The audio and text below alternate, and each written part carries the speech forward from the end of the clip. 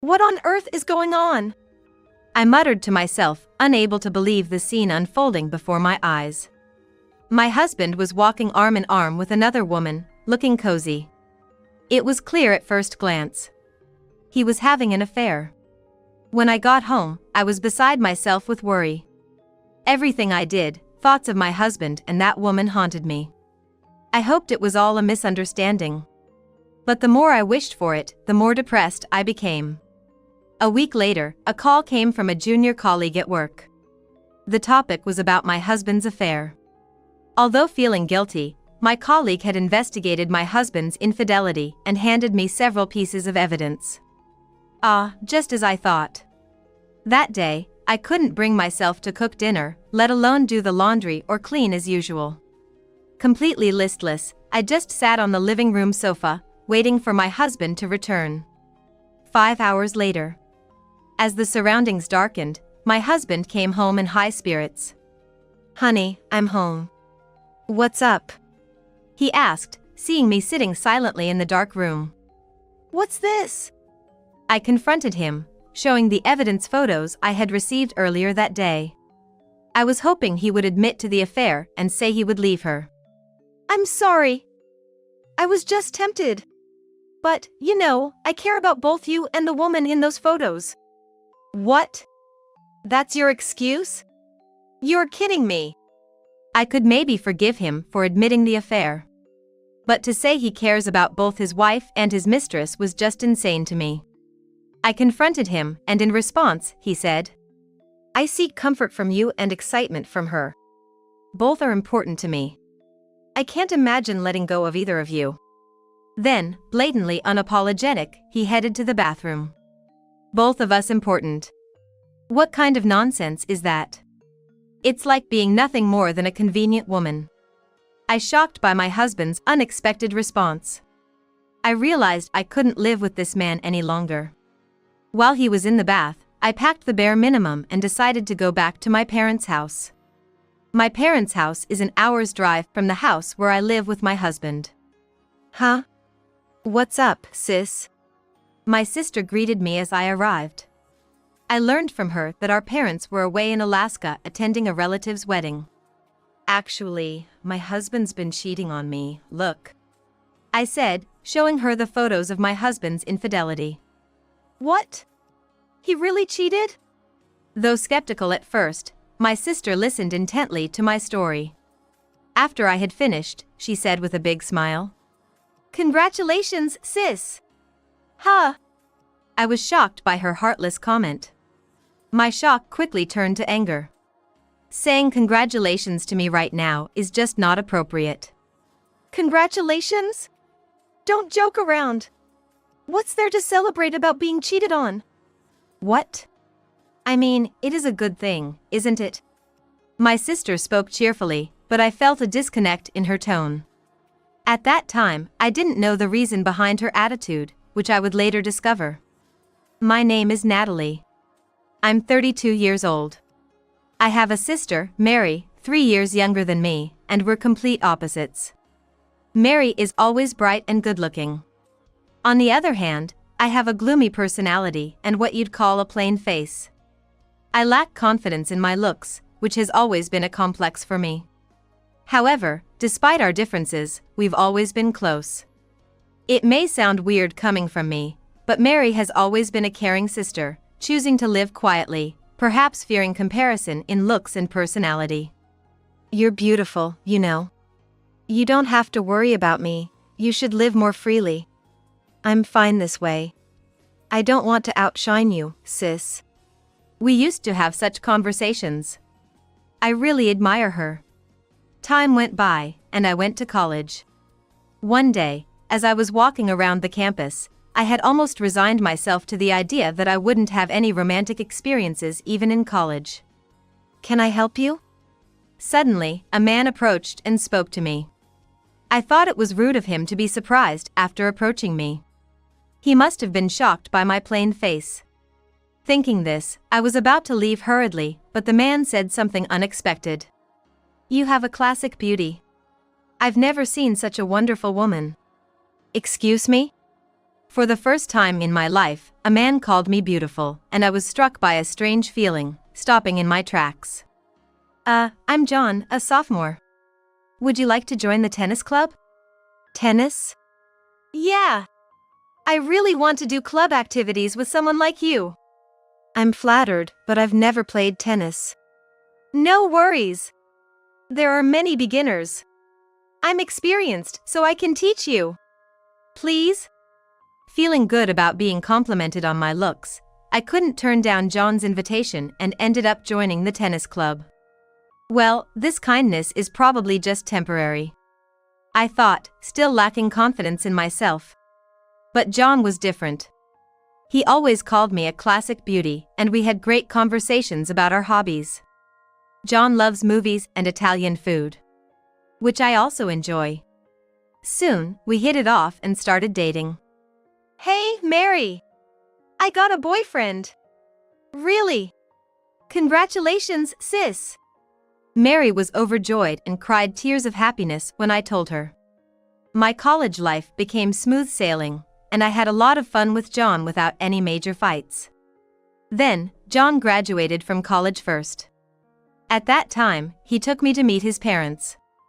This is my girlfriend, Natalie. Please, be nice to her.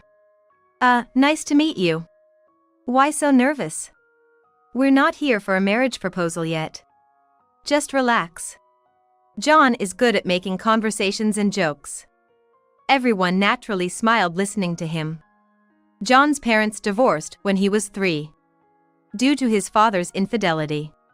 Since then, he hasn't seen his dad and now lives with his grandmother, mother, and sister. Seeing John happily chatting with his family, I felt he was deeply loved. A year later, it was my turn to graduate from college. I've always been shy and preferred staying at home doing things like knitting and cooking. Wanting to turn my passion for cooking into a career, I decided to work in the food service industry. The job was pretty tough, but I was thrilled and motivated when assigned to a department developing new products, seeing my recipes turn into actual items. You've been doing great lately. Keep it up. Yes, thank you. I'll do my best. Feeling the expectations of my boss and colleagues, I grew to love my job even more. However, 7 years later, something unexpected happened.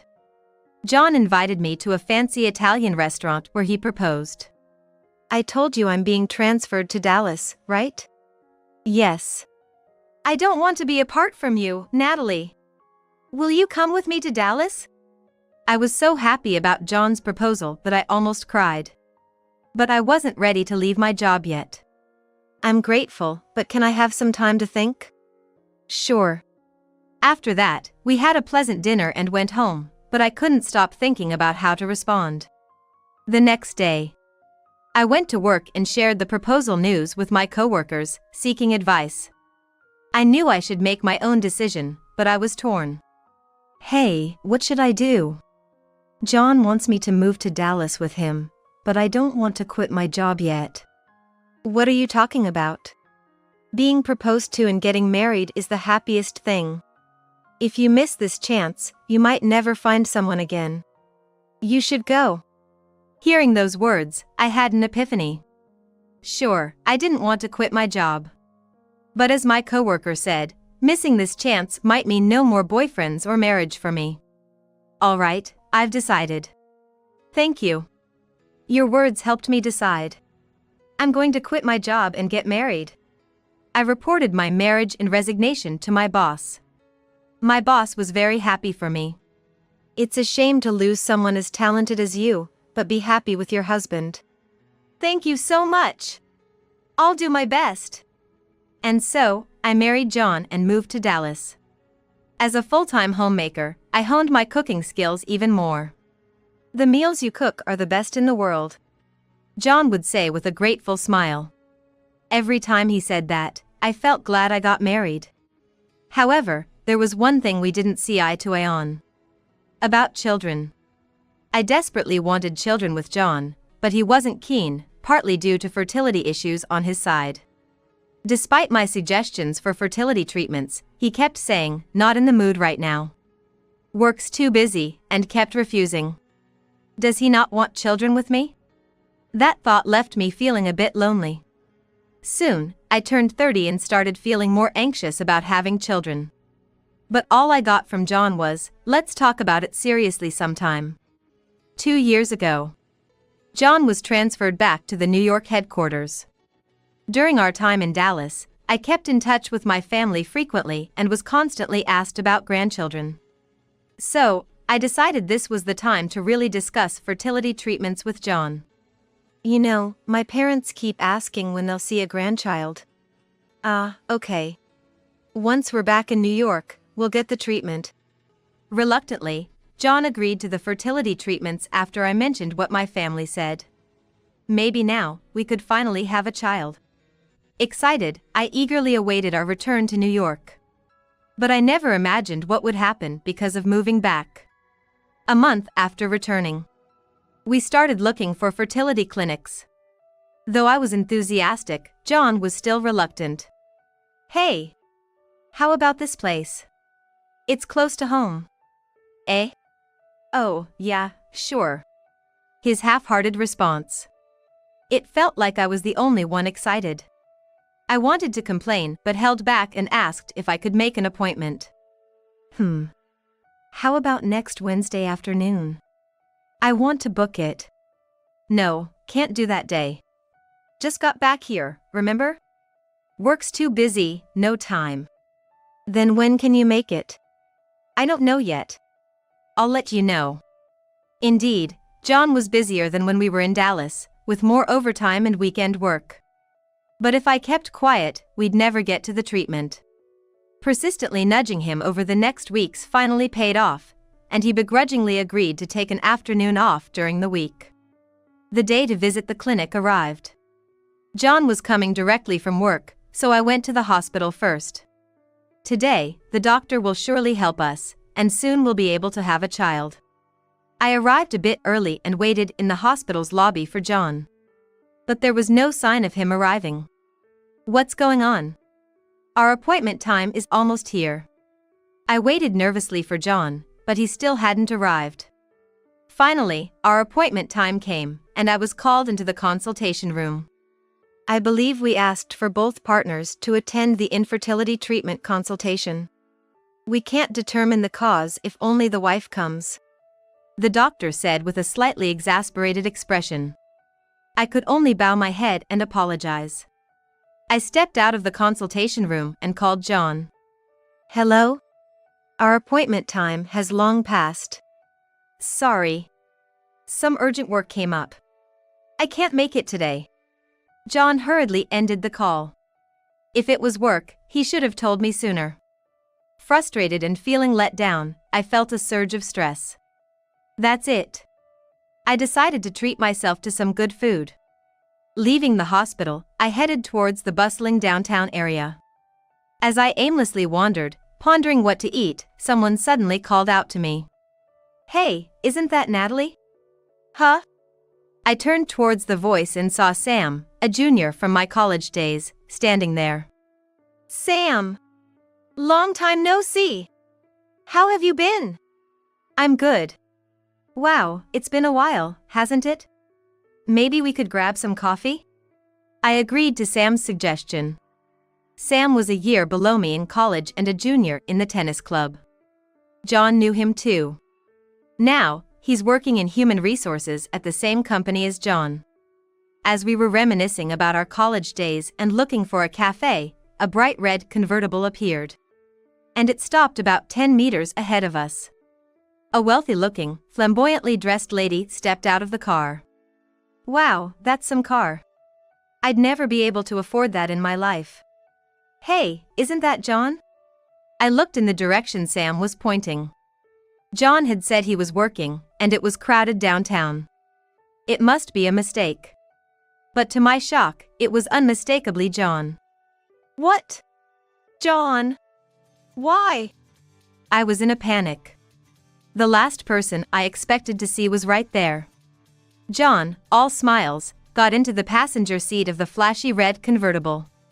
The lady I had seen earlier was in the driver's seat. What on earth is going on?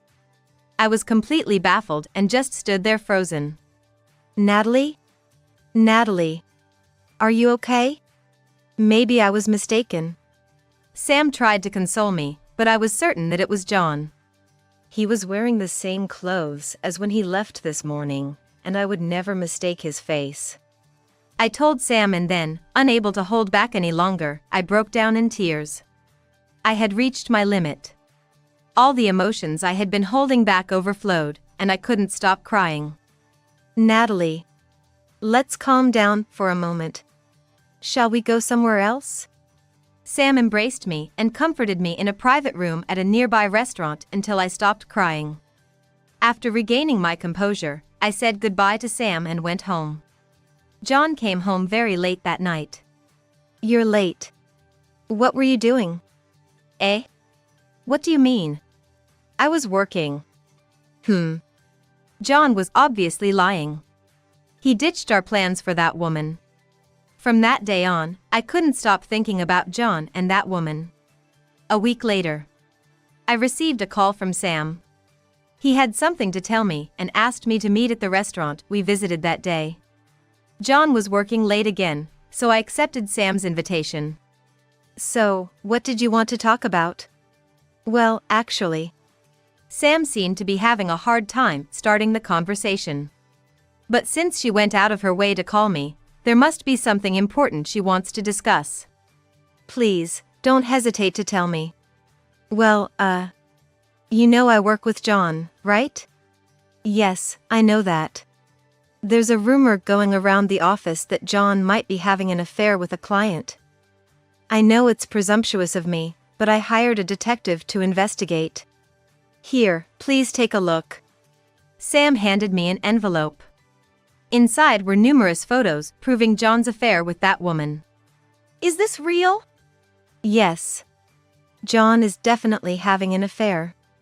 But considering your situation, I won't report this to the company. I'll say there was no affair. However, you can use these photos and the detective's report as you see fit. Okay, got it, thanks. After that, Sam and I had a light meal and then parted ways. Once I got home, feeling completely drained, I just sat on the living room sofa, waiting for John to return. 5 hours later. When it was completely dark, John came home in a good mood. Honey, I'm home. What's up? He asked me, puzzled, as I sat in silence without even turning on the lights. What's this? I confronted him, showing the evidence photos that Sam had given me. I was hoping that he would admit to the affair and say he would leave her. I was furious about the affair, but I still loved John and wanted children with him. I was ready to forgive him if he just admitted it and promised to leave her. Please say you'll leave her. But John's response was nothing like I expected. I'm sorry. I got carried away. But I care about both you and the woman in these photos. What? That's your excuse? Are you kidding me? I could maybe forgive him for admitting the affair. But to say he cares about both his wife and his mistress was just insane to me. I confronted him, and in response, he said, I seek comfort from you and excitement from her. Both are important to me. I can't imagine letting go of either of you. Then, blatantly unapologetic, he headed to the bathroom. Both of us important. What kind of nonsense is that? It's like being nothing more than a convenient woman. I shocked by John's unexpected response. I can't live with this man any longer. While he was in the bath, I packed the bare minimum and decided to go back to my parents' house. My parents' house is an hour's drive from the house where I live with my husband. On the way to my parents' house, I couldn't hold back my emotions and cried in the car. Huh? What's up, sis? My sister greeted me as I arrived at the house with swollen eyes from crying. I learned from her that our parents were away in Alaska attending a relative's wedding. Actually, my husband's been cheating on me, look. I said, showing her the photos of my husband's infidelity. What? He really cheated? My sister was skeptical at first, but listened seriously to my story. After I had finished, she said with a big smile, Congratulations, sis! Huh. I was shocked by her heartless comment. But then, I began to feel anger towards her. Saying congratulations to me right now is just not appropriate. Congratulations? Are you kidding me? How is being cheated on something to celebrate? What? But it is something to celebrate. My sister spoke cheerfully, but I sensed a cold tone in her voice. I couldn't believe she, who used to admire me so much, would say such a thing. Enough, I thought. I don't care about my husband or my sister anymore. Feeling reckless, I left the documents and photos on the living room table and went back to my room. Little did I know then, I would later learn the reason behind my sister's attitude. In my room, I cried for a while and eventually fell asleep from exhaustion. The next morning, when I went to the living room, my sister had prepared breakfast. Ah, good morning, sis. Despite what she had said the day before, she acted as if nothing had happened. After all, it was only the day after yesterday's incident. Naturally, I was still angry with her. Nevertheless, it was a breakfast she had taken the trouble to prepare. Feeling it would be rude to leave it uneaten, I sat down and began to eat the breakfast. Sally Newfield, 42 years old. Her husband is a doctor, and they have a son in high school. She met John, a salesman, during a home renovation consultation and started an affair with him soon after. What? What are you trying to say? My sister started reading out information about John's mistress. I couldn't believe she was trying to hurt me even more. Feeling sick, I got up to leave the table without finishing my breakfast. Sis, it's really a good thing. You can break up with that cheating jerk sooner. What do you know? I shouted, angered by her words. Then, with a sly smile, she said, "Hey, don't you want to get back at that woman? And John too?" Of course, I'd love to get back at them. But how? Well, that's Sally, she's actually my boyfriend's older sister. Wait, Finn's sister? I was utterly shocked. I never imagined that my husband would be having an affair with my sister's boyfriend's sister. After graduating from vocational school, my sister got a job at a production company. She was working as a stylist, and she met Finn, a TV director, there, and they were in a serious relationship, considering marriage. But Finn's sister, Sally, John's mistress, strongly opposed their marriage, saying, "Don't marry someone who can only earn money through physical labor." Finn and his sister, who is a decade older than him, have a close bond. She doted on him since his birth, and he admires her greatly. Apparently, the sister is somewhat strong-willed, and Finn seems to be quite submissive towards her.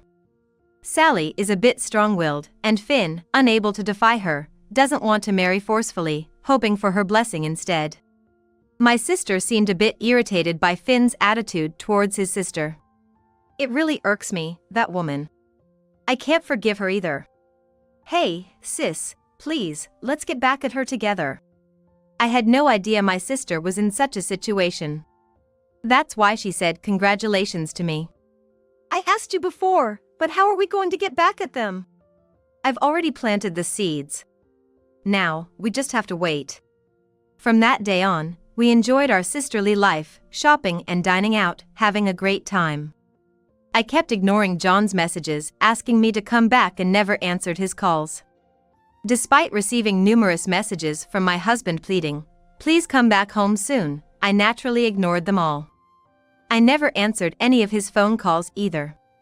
2 weeks later, just as I was beginning to forget about John, I was relaxing at home watching TV. Then the doorbell rang unexpectedly. Who could it be? I thought it must be a delivery since my sister usually just comes in. I went to the door and opened it. Please! I beg you, forgive me. Let's start over. It was John, crying and kneeling, pleading with me. I was startled by his sudden visit but quickly said to him, "There's no way we can start over. It's impossible. Go home." Please, I really regret what I did. No matter how much I told him to leave, he wouldn't budge. Just then, my sister, who had been out, came back. "What? The jerk is here? What's he doing?" John, seemingly thinking my sister didn't know about his affair, mumbled something incoherently. Seeing this, my sister, unable to stand it anymore, said to John, You seek healing from my sister and excitement from your mistress, right? That's laughable. Do you really think such a stupid reason will make everything okay? Just so you know, your mistress, the one you cheated with, is crying her eyes out because her husband is divorcing her. And she's making excuses, saying she couldn't refuse you because you forced her into the relationship. How do you know that? Finn. Ring a bell? No. I don't know. That's my boyfriend's name. His sister, Sally, is your mistress. John was stunned by the revelation from my sister. He never thought his affair would leak through his sister-in-law's boyfriend. So, that's what it is. I couldn't believe it when I heard it. But it's true. So, what do you want coming here? I have no business with you, so I'd like you to leave quickly. Well, you see, Sally's husband called the office saying, Your employee is having an affair with my wife. Depending on how things go, I might sue. It was immediately discovered that I was the one having an affair. Now, I'm on house arrest, not knowing what to do. How foolish can one be? Such a childish and irresponsible reason to try and reconcile with me. It doesn't seem like John is genuinely remorseful. He's just cornered and looking for someone to lean on. I went inside, got a piece of paper, and handed it to John. Can you sign this? It was a divorce paper. This is a joke, right? I'm not signing. What are you saying now? If you won't sign, then leave. I won't move from here until I can go back with Natalie. John stubbornly refused to sign the divorce papers and stayed put. Frustrated and at a loss, when I threatened to call the police, he finally left for the day. Since then, John came to my parents' house every day, begging for forgiveness. Initially, he was apologetic, but gradually his tone changed to Are you really okay with divorcing me, and don't you want kids? It'll be tough at 32 to start over. Trying everything to win me back. Eventually, I was mentally exhausted. Finally, with the help of a lawyer and my parents, I managed to get him to sign the divorce papers. Now, our marital relationship was officially over. Do you understand why I said congratulations? Yes. I finally understand. Thanks to his insane affair, I saw John's true colors. Thank you. It was entirely John's own doing. I'm glad I realized it soon. He can rot in hell with his mistress for all I care. I thought this, laughing about it with my sister in the living room.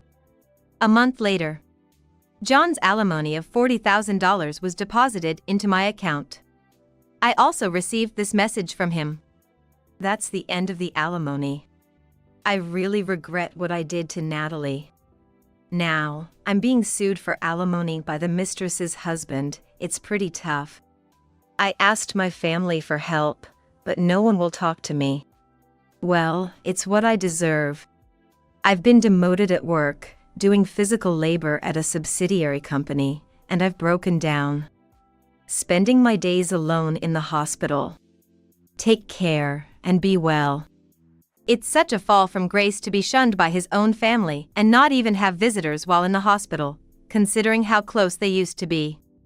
Well, it's a natural consequence. As for John's mistress, according to what my sister heard from her boyfriend, she was kicked out of her house. She tried to return to her parents, but they too turned her away. She even attempted to move into Finn's apartment, but he refused her, so now she's working in a low-end bar and living in a cheap apartment. Both of them are thoroughly walking down a path of downfall, which brings me some closure. A year later, I remarried Sam, who had informed me about John's affair. He had been concerned about me ever since and kept in touch frequently. Who would have thought I'd end up marrying Ms. Natalie? Honestly, I've always been interested in her, and I was shocked when I found out she married John, haha. Life is so unpredictable. Sam still calls me a Miss Natalie, even now. I find that trait of his, still addressing me with Miss, quite charming and endearing. There's now a new life growing inside me. We're looking forward to building a happy family together, just the three of us.